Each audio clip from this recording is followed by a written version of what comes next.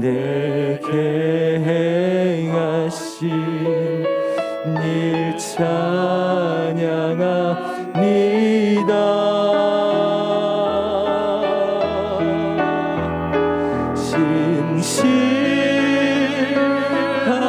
신실하신 하나님, 실수가 없으신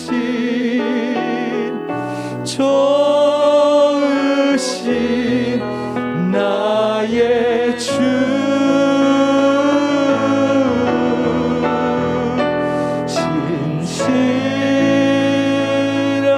신실하신 하나님, 실수가 없으신 좋으신 나의 주. 신실하신 하나님, 좋으신 하나님, 이 시간 우리로 찬양하게 하시고 기도하게 하시고 말씀 듣게 하시니 감사와 경배를 드립니다. 귀한 은혜의 시간에 저희를 불러주셨사오니 저희가 찬양 드린 대로 주님 내 안에 계셔서 말씀으로 영과 생명이 솟생케 되는 은혜를 더하여 주시옵소서. 우리 교회의 부흥의 기도를 열어주시는 금양로 기도의 시간이 되게 하옵소서. 예수님 이름으로 기도드립니다. 아멘. 오늘 주신 하나님 말씀은 신약성경 사도행전 23장 11절에서 16절까지의 말씀입니다.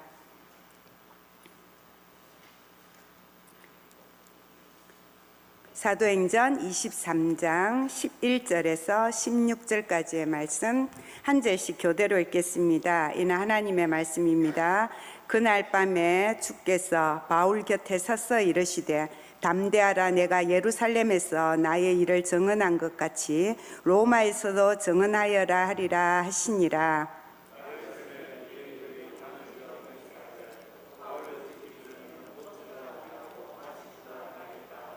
이같이 동맹한 자가 40여 명이더라.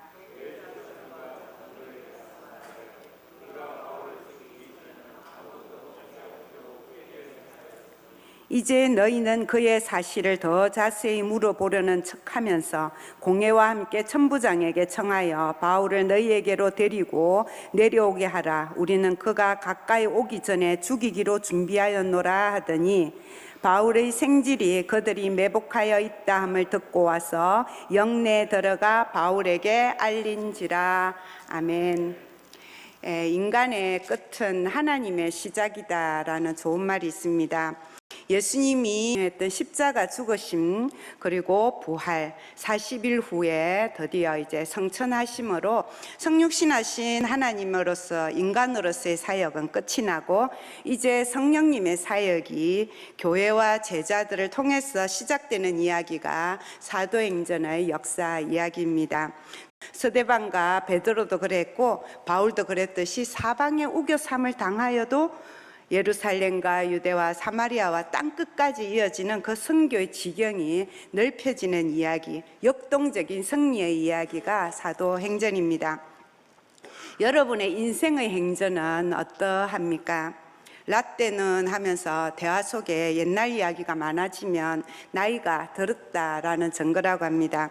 이번에 그나마 지난 2년보다는 좀 더 활동적이고 알찬 여름 성경학교를 준비하고 진행하면서 그래도 이전에 아이들이 와글와글했던 성경학교가 자꾸 생각나고 또 하람빛 여름 캠프 했던 일도 생각나고 그렇게 되는 게 역시나 저도 오래된 사람이구나 하는 증거였습니다. 나이 드신 분들 중에서 지나간 인생이 드라마틱했다라고 말하지 않는 분 만나기 어렵죠. 시대 상황이 그렇기도 했고 또 우리 인생이라는 삶의 강야가 만만치 않기 때문일 것입니다. 그러나 그런 드라마틱한 삶의 이야기가 나 개인의 스토리, 우리 가족의 이야기로 끝나지 않고 하나님 나라 확장에 그래도 하나의 기둥이 되고 하나의 벽돌이 되고 하나의 길이 되었다. 그렇게 나를 통한 하나님의 뜻과 사명을 따라 살았다라는 그런 은혜의 이야기가 있어야 우리 인생의 그 이야기가 역시 하나의 사도행전 우리 28장 설교할 때 항상 하는 말 있죠. 미완성으로 끝나는 이유는 29장부터는 누가 써야 하기 때문에 내가 예수님 오실 때까지 살아있는 성도들이 써야 하기 때문에 라는 그 사도행전의 사명을 이루는 그런 이야기가 되겠죠. 그래서 우리 성도 여러분들이 오늘 말씀을 통해서 나를 향한 하나님의 사명을 어떻게 이루어 가기를 원하는지, 그리고 그것이 나의 힘이 아니라 하나님이 손을 들어주셔서 하나님이 개입해 주셔서 하나님이 편들어 주셔서 힘을 주셔서 이루어가는 일이라는 것을 다시 한번 깨닫고 힘을 얻어서 기도하는 시간이 되기를 바랍니다. 오늘 말씀을 보기 전에 먼저 구약의 사무엘서에 나오는 다윗 이야기 중에 하나를 되살려 보려고 합니다. 성경을 깊이 읽는 분은 아는 얘기지만 잘 설교로는 전해지지 않는 얘기인데, 다윗이 왕이 되고 난 후에 다윗 왕국이 굉장히 겉으로는 강건해가죠. 그러나 우리가 잘 아는 밧세바 사건 이후로 다윗은 가정 안에서부터 조금씩 골마가기 시작합니다. 그러다가 결정적으로 셋째 아들 압살롬이 반란을 일으키게 되는 거죠. 이 압살롬이 몇 년이나 치밀하게 준비해서 반란을 일으키기 때문에 반란을 일으키는 그날에 순식간에 다윗의 왕궁은 반란군에 의해서 압살롬에 의해서 점령이 되고 맙니다. 그러자 아히도벨이라는 다윗의 신하였던 최고의 전략가도 이 압살롬 편에 눈치 빠르게 붙어버립니다. 아히도벨은 이 압살롬에게 말하기를 군사 12,000명을 붙여주면은 지금 바로 다윗을 쫓아가서 지쳐있는 다윗에게 기습작전으로 다윗을 완전히 끝을 내겠습니다 라는 전략을 첫 번째 전략으로 이제 이 압살롬에게 올리게 되는 거죠. 압살롬의 반역이 완성되기 위해서는 매우 좋은 전략이었습니다. 그런데 갑자기, 이게 중요합니다. 갑자기 압살롬이 후세도 불러서 그 의견도 한번 들어보자라고 합니다. 후세라는 사람은 다윗의 오랜 친구였는데 다윗을 따라서 피신 가려는 걸 다윗이 말려가지고 니라도 궁궐에 있어가지고 궁궐에 어떻게 돌아가는지 아는 사람이 있어야 된다 해가지고 거짓으로 압살롬에게 항복해서 궁궐에 남아있던 사람이었는데, 왜냐하면은 아히도벨의 작전은 좋지 않습니다. 경험 많은 다윗이 아무 대비도 없이 지금 피신을 가고 있겠냐, 조금 더 준비해가지고 다른 작전으로 그렇게 다윗을 치는 게 좋겠습니다 라는 의견을 냅니다. 결론적으로 누구의 말을 따랐을까요? 후세의 말을 따라갑니다. 그 이유를 사무엘하 17장 14절에 증거하고 있습니다. 화면을 한번 보실게요. 압살롬과 온 이스라엘 사람들이 이르되 아렉 사람 후세의 모락은 아히도벨의 모락보다 낫다 하니 이는 여호와께서 압살롬에게 화를 내리려 하사 아히도벨의 좋은 모락을 물리치라고 명령하셨습니다. 하나님이 뭐 하셨다고요? 명령하셨답니다. 이것이 바로 하나님의 개입입니다. 하나님께서 이 시점에서 압살롬의 손을 들어주신 것이 아니라 다윗의 손을 들어주시기로 작정하시고 하나님의 뜻이 작동하기 시작한 거죠. 그리고 나서 후세는 다윗 편의 제사장으로 또 역시 예루살렘에 남아있던 사독과 아비아달에게 가서 사람을 다윗 왕에게 보내어 혹시 압살롬의 마음이 바뀔지 모르니 빨리 강을 건너 피신하게 하라라는 전가를 보내라고 합니다. 사독과 아비아달 제사장은 아들인 요나단과 아히마스를 전령으로 보내죠. 그런데 그 소식을 전하러 가다가 탈로가 납니다. 두 사람은 급히 바울임 마을이라는 곳에 들어가서 물이 없는 어떤 집 우물 속에 들어가 숨었습니다. 그런데 그 집 여인이 이 두 사람을 고발을 하는 것이 아니라 그 위에다가 덮개를 덮고 집에 있는 곡식을 올려서, 마른 곡식을 올려서 위장을 합니다.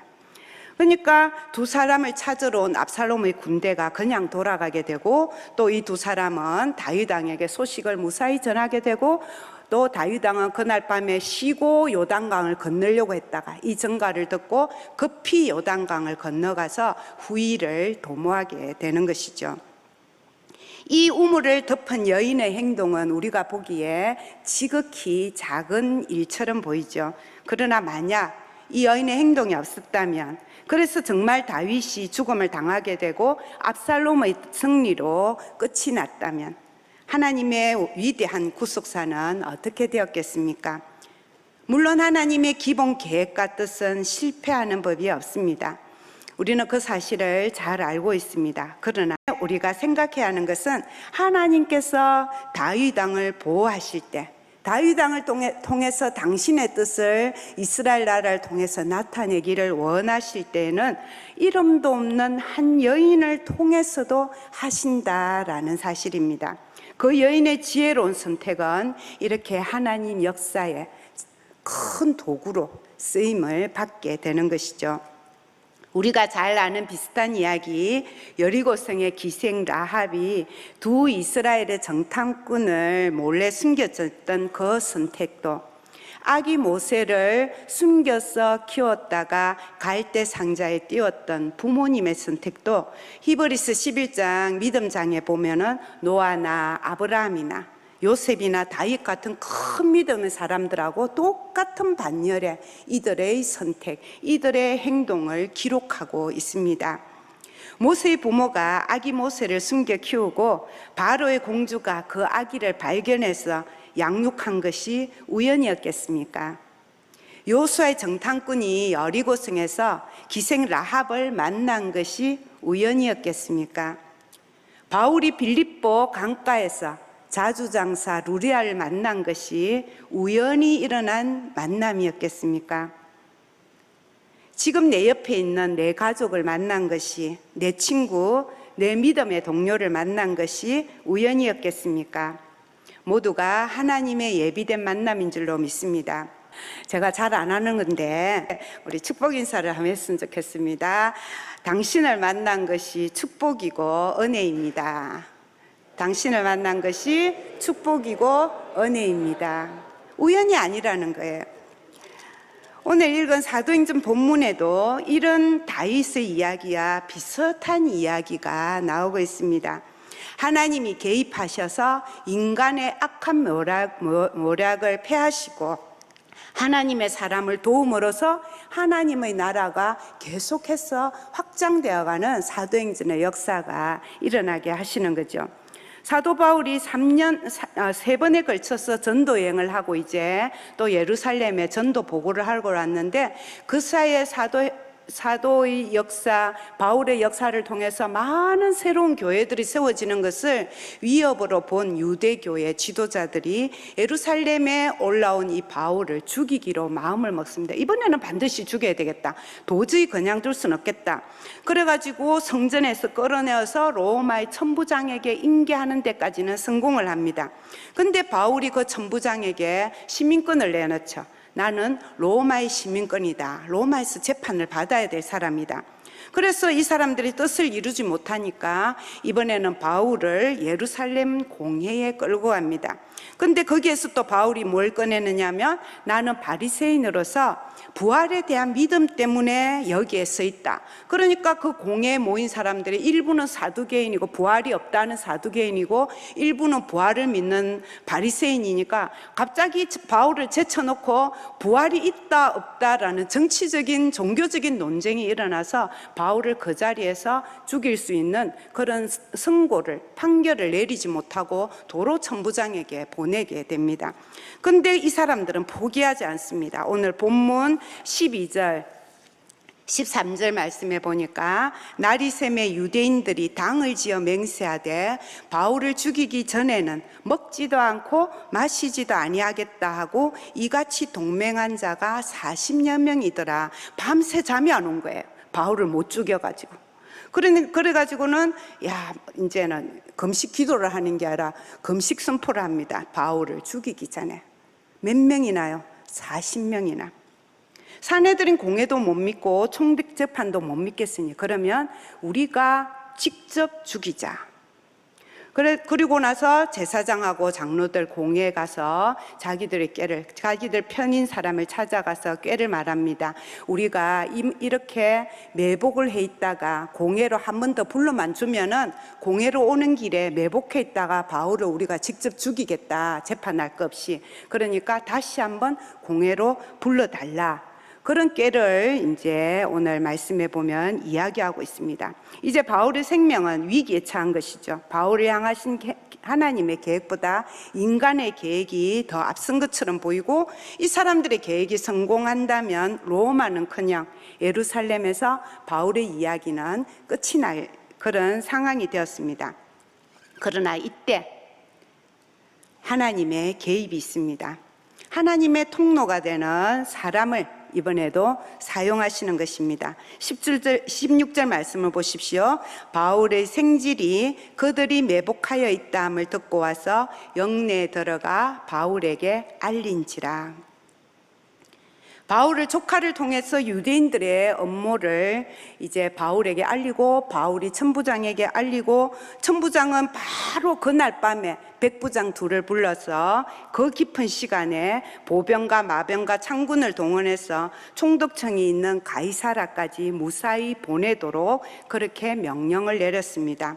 우리는 이때 한 번도 등장하지 않았던 바울의 조카가 왜 예루살렘에 있었고, 또 어떻게 이 계획을 알게 되었는지는 알 수가 없습니다. 그러나 우리가 알 수 있는 것은 하나님의 손이 우물을 덮은 이름 없는 여인을 통해서 다윗 왕을 보호해 주셨듯이, 그래서 하나님의 역사, 구원의 역사가 계속해서 이어져 가게 하셨듯이, 오늘은 이 조카를 통해서 이름 없이 등장하는, 딱 한 번밖에 등장하지 않는 이 사람을 통해서 바울의 생명을 살게 하시고, 바울을 통한 구원의 역사가 계속해서 11절에 직접 약속하신 대로 네가 로마에 가서도 복음을 증언하게 될 것이다. 그 신실하신 약속을 이루시는 하나님을, 그 개입을, 그 손을 보여주고 있다라는 사실입니다. 이것이 바로 사도행전적인 간증입니다. 하나님은 하나님의 사람들에게 고난이 없는 삶은 약속하지 않으십니다. 오히려 하나님의 사람들이 가는 길은 바울처럼 훨씬 더 좁은 길, 험한 길일 때가 많이 있습니다. 그러나 목자가 양떼들을 지팡이와 막대기로 보호하시듯 하나님은 당신의 길을 가는 사람들을 보호하시고 인도하여 주신다고 약속하십니다. 눈동자와 같이 지키시고 독수리의 날개 아래 보호하시고 능하신 오른손으로 붙잡아 주신다고 구약의 시간부터 신약의 시간까지 예수님은 똑같은 목소리로 약속하고 계십니다. 참 놀라운 일이지 않습니까? 왜 이런 일이 우리에게 일어날까요? 여러분, 하나님은 하나님이 가지고 있는 그 위대한 꿈, 하나님의 비전을 붙잡고 그 사명을 가지고 살아가는 사람을 죽게 하지 않으시는 것입니다. 인간의 계산으로 길게 살고 짧게 살고 그 계산하고 전혀 다른 계산법이에요. 하나님의 사명을 따라 살아가는 사람은 하나님의 그 사명을 이루기 전에는, 하나님의 때가 되기 전에는 절대 죽지 않습니다. 왜 그런지 아시죠? 하나님이 그 종들을 통하여 하나님의 일을 하시기 때문입니다. 우리 이제 한 구절 더 보겠습니다. 이사야 43장 1절에서 2절까지의 말씀 영상 보고 읽겠습니다. 야곱아, 너를 창조하신 여호와께서 지금 말씀하시느니라. 이스라엘아, 너를 지으신 이가 말씀하시느니라. 너는 두려워하지 마라. 내가 너를 구속하였고 내가 너를 지명하여 불렀나니 너는 내 것이라. 내가 물 가운데로 지날 때에 내가 너와 함께 할 것이라. 강을 건널 때에 물이 너를 침몰하지 못할 것이며 내가 불 가운데로 행할 때 타지도 아니할 것이요 불꽃이 너를 사르지도 못하리니. 이 구절을 좋아하시는 분 많죠. 자녀가 중요한 시험을 치를 때나 가족이 수술을 해야 할 때 등 위급한 상황에서 이 말씀은 얼마나 힘이 되는지 모릅니다. 근데 제가 이 시간에 여러분과 함께 조금 더 살펴보고자 하는 것은 다음에 이어지는 4절 말씀입니다. 4절 말씀 또 읽어볼게요. 내가 내 눈에 보배롭고 존귀하며 내가 너를 사랑하였은즉 내가 네 대신 사람들을 내어주며 백성들이 내 생명을 대신하리니. 하나님께서 우리를 귀하게 여겨주시고 사랑하여 주시는 것은 우리 자신이 원래 보배롭고 존귀한 존재였기 때문이 아니라 하나님의 눈에, 콩깍지가 쉰다 그러죠. 하나님의 눈에 우리가 그렇게 보인다는 거예요. 그래 봐주신다는 거예요. 그저 내가 너를 사랑하기 때문에 그렇게 보신다는 거예요. 하나님은 우리 눈보다 더 정확하잖아요. 우리가 잘못하는 거, 우리가 보지 못하는 우리 마음의 색까지 다 보시는 분이 하나님. 그 우리의 모든 단점, 우리의 모든 죄, 우리의 모든 실수, 우리의 모든 약함, 우리의 모든 악함 다 보시면서도 뭐라 그래요? 네가 내 눈에 보배롭고 존귀하다. 내가 너를 사랑한다. 몰라서가 아니에요. 알면서 사랑하는 거예요. 이것이 바로 우리가 믿고 있는 장로교회 를 시작한 칼빈 교리 5개 중에서요 2개예요. 하나는 무조건적인 선택. 어떤 선택이라고요?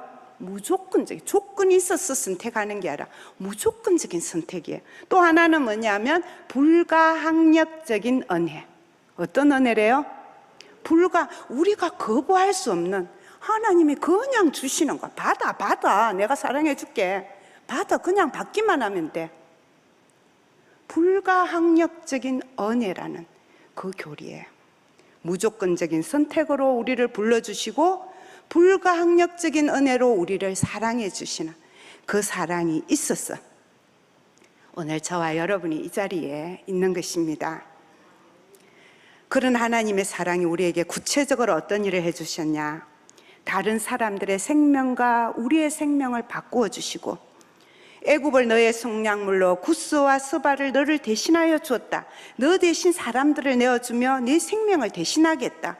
즉 오늘의 우리를 만드시기 위해서 수없이 많은 사람들을 사용하신다는 말씀입니다. 제라 때 얘기를 하나 더 한다면은, 가만히 돌아보면 저는 어릴 때부터 별로 누구한테 의지해 본 경험이 없어요.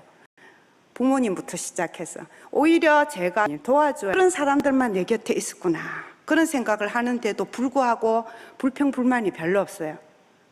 감사해요. 감사함으로 이 자리에 서 있어요. 왜 그러냐? 그럼에도 불구하고 수없이 많은 하나님의 손길, 하나님이 보내신 도움의 손길이 있었기 때문에 이 자리에 서 있을 수 있다는 것을, 그 은혜를 너무나 많이 경험해요. 이게 제가 고백하는 간증이에요. 지금까지 여러분의 성도님들의 삶도 돌이켜 보십시오. 우리 중 어느 누구도 나 혼자만의 힘으로 여기까지 살아온 분은 없을 것입니다. 가족들로부터 친구들, 동료들, 이웃들, 기억나는 여러분이 계실 것입니다. 그들뿐 아니라 지금은 얼굴과 이름조차 기억하지 못하는 그런 수없이 많은 사람들을 사용하셔서 저를 이 자리에 있게 하시고 여러분을 이 자리에 앉아서 기도하게 하신 것을 믿으시기 바랍니다. 저번에 오네시보로 설교하면서 말씀한 대로 우리가 만나는 많은 사람들이 우리의 눈으로만 판단할 때는 내게 힘을 주고 도움을 주는 사람, 내게 괴로움을 주고 해를 주는 사람, 그렇게 구분할 수 있을지도 모릅니다. 그러나 해를 주고 괴로움을 주고 상처를 주는 그 사람들조차 실은 다 그 사람들까지 하나님이 나를 훈련시키시고 나를 하나님의 사람으로 바로 살게 하시고 하나님의 일을 바로 할 수 있도록 사용하시는 하나님의 예비하신 사람이고 만남이다. 그것을 우리가 깨닫는다면 우리가 다른 사람을 대하는 태도가 달라지지 않겠습니까? 또한 반대로 우리 자신도 내 곁에 누군가에게 그런 사람으로 쓰임받고 있다는 사실을 기억한다면 우리의 말과 행동도 조금 더 달라지지 않겠습니까? 무심코 행한 작은 선행, 위로, 복음이 그 사람을 살리는 그 말과 행동이 될 수도 있는 것입니다. 오늘 이 시간 우리가 백양로교회 거망너 기도회라는 이 자리에서 함께 예배드릴 수 있는 거 정말 감사한 시간입니다. 이 시간이 나를 향한 하나님의 역사와 내 옆에 있는 성도님들을 향한 하나님의 역사가 이 순간 일치되어 있는 시간인 거죠.